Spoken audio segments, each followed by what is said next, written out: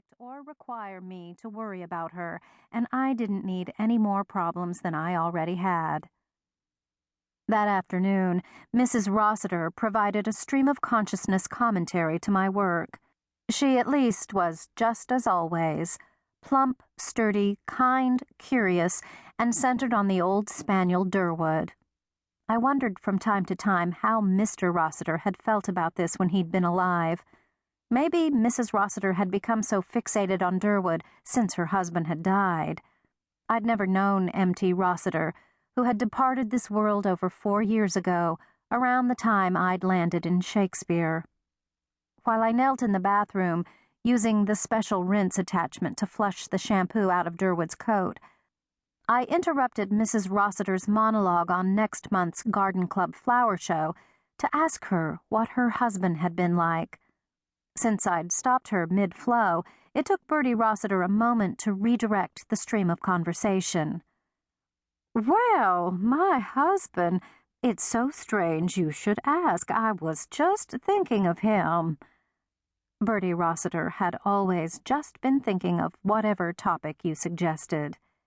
"M.T. was a farmer." I nodded to show I was listening. I'd spotted a flea in the water swirling down the drain, and I was hoping Mrs. Rossiter wouldn't see it. If she did, Durwood and I would have to go through various unpleasant processes. "He farmed all his life. He came from a farming family. He never knew anything else but country. His mother actually chewed tobacco, Lily, can you imagine? But she was a good woman, Miss Audie, with a good heart. When I married M.T., I was just 18. Miss Audie told us to build a house wherever on their land we pleased. Wasn't that nice? So M.T. picked this site, and we spent a year working on the floor plan, and it turned out to be an ordinary old house after all that planning." Bertie laughed. Under the fluorescent light of the bathroom, the threads of gray in the darkness of her hair shone so brightly they looked painted. By the time Bertie had reached the point in her husband's biography where M.T. was asked to join the Gospel Airs, a men's quartet at Mount Olive Baptist, I had begun my next grocery list, at least in my head. An hour later, I was saying goodbye, Mrs. Rossiter's check tucked in the pocket of my blue jeans. "See you next Monday afternoon," she said, trying to sound offhand instead of lonely. "We'll have our work cut out for us then, because it'll be the day before I have the prayer luncheon." I wondered if she would want me to put bows on Durwood's ears again, like I had the last time Bertie had hosted the prayer luncheon. The spaniel and I exchanged glances. Luckily for me, Durwood was the kind of dog who didn't hold a grudge. I nodded, grabbed up my caddy of cleaning products and rags, and retreated before Mrs. Rossiter could think of something else to talk about. It was time to get to my next job, Camille Emerson's. I gave Durwood a farewell pat on the head as I opened the front door. "He's looking good," I offered. Durwood's poor health and bad eyesight were a never-ending worry to his owner.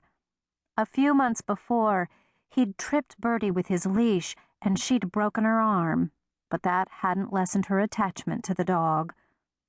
"I think he's good as gold," Bertie told me, her voice firm. She stood on her front porch watching me as I put my supplies in the car and slid into the driver's seat. She laboriously squatted down by Durwood and made the dog raise his paw and wave goodbye to me. I lifted my hand. I knew from experience that she wouldn't stop Durwood's farewell until I responded. As I thought about what I had to do next, I was almost tempted to turn off the engine and sit longer, listening to the ceaseless stream of Bertie Rossiter's talk.